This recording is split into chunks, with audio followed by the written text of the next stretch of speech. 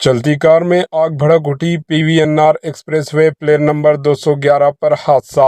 राजेंद्र नगर के PVNR expressway plane number 211 पर car में अचानक आग भड़क उठी। राजेंद्र नगर के करीब पीवीएनआर एक्सप्रेसवे प्लेन नंबर 211 पर चलती कार में आग भड़क उठी।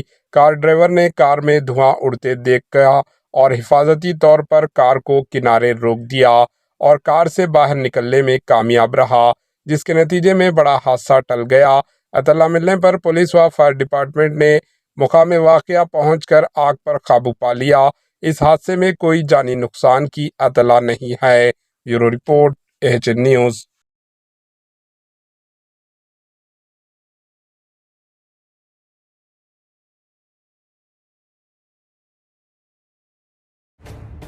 एएचएन न्यूज़ के यूट्यूब चैनल को सब्सक्राइब करें और बेल आइकन को दबाना ना भूलें ताकि आपको हर नई आने वाली वीडियो का नोटिफिकेशन बर वक्त मिल सके।